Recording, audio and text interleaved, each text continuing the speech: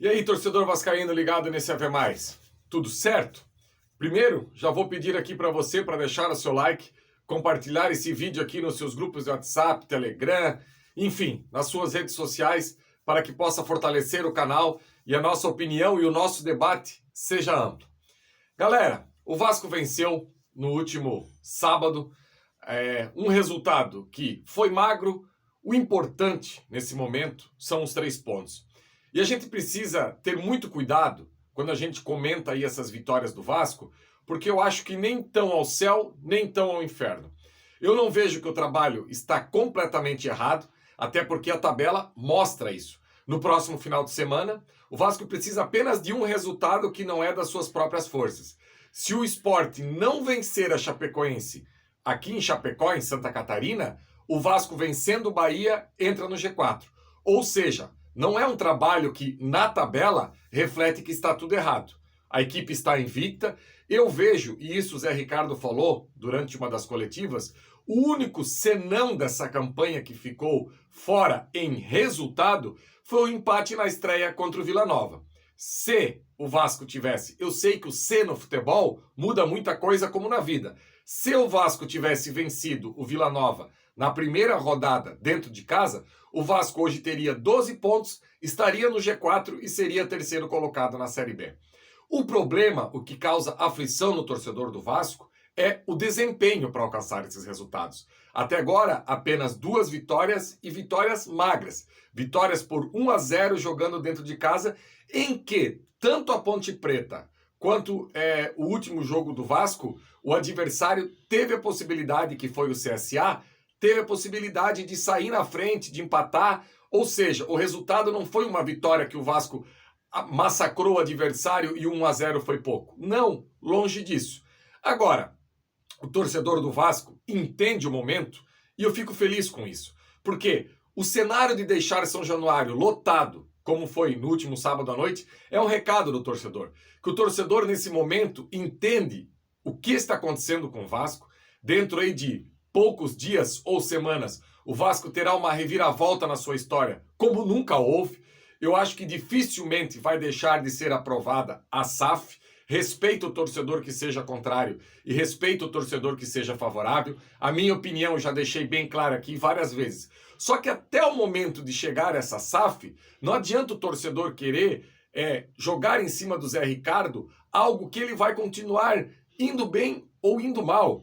Eu vejo que a situação do Zé Ricardo, ele só sai do Vasco se for uma situação insustentável, se for algo assim de ele emplacar 2, 3 derrotas consecutivas ou uma derrota e um empate e os seus adversários do G4 distanciarem. Informação que o Flávio Dias trouxe aqui há uma semana, que o pessoal da 777, os scouts que vieram visitar, mais a cúpula, viram que o departamento de futebol do Vasco, os processos estão corretos. Então, eles acreditando que os processos estão corretos e olhando a tabela, eles enxergam que daqui a pouco o Vasco entra no G4. O problema é que o torcedor carrega consigo algo que é de anos, não é de agora, não é dessa equipe. Transferir a responsabilidade de tudo que foi feito anteriormente para essa equipe agora, eu também não acho legal. E eu vou dar um exemplo da raça e da entrega que essa equipe tem dentro de campo. Passa longe daquilo que a gente viu nas temporadas de 2020 e 2021. Até pode faltar alguma técnica em algum momento, algum trabalho mais elaborado. Agora, entrega é nítido que esse elenco está querendo e está buscando. Quanto ao rendimento individual, eu vejo que vários dos jogadores do Vasco estão abaixo, mas eu coloco isso muito mais no desempenho coletivo do que propriamente culpa desses jogadores. Eu acredito que a hora que o trabalho do Zé Ricardo evoluir um pouquinho, isso vai ajudar muito as individualidades aparecerem. No último sábado, 3 jogadores que saíram do banco já mudaram a história da equipe, mas muito mais pelas características desses jogadores do que por algo no coletivo que a gente possa ver.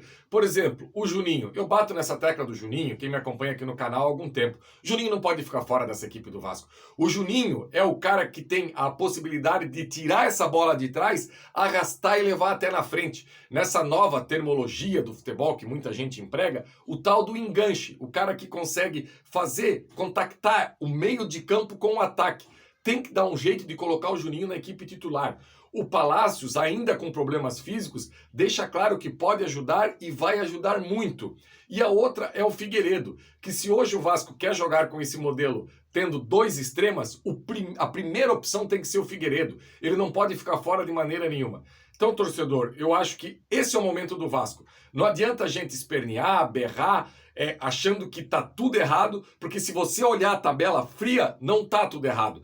É óbvio que, com esse rendimento, daqui a pouco não vai ganhar de 1-0 e o G4 vai distanciar. Só que, como vieram essas vitórias agora, eu acho que uma trégua se faz necessária, até o jogo contra o Bahia. Quem sabe o Vasco vencendo o Bahia e com esse resultado do Sport da Chape que eu passei para você aqui, o Vasco entra no G4 e tem mais tranquilidade. E eu tenho certeza que o Zé Ricardo sabe que o trabalho dá para melhorar. Não resta dúvida alguma. Eles, Carlos Brasil, toda a comissão técnica, eu acredito que não tenha um vascaíno feliz com o desempenho dessa equipe dentro de campo, nem da diretoria executiva, nem da comissão técnica, nem o seu torcedor.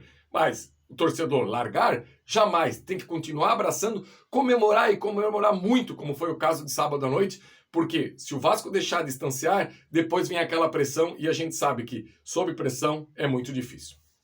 Valeu, galera! Mais uma vez, deixe seu like aqui, compartilhe esse vídeo e amanhã a gente está de volta na nossa resenha diária aqui no Ave Mais. Abraço, galera!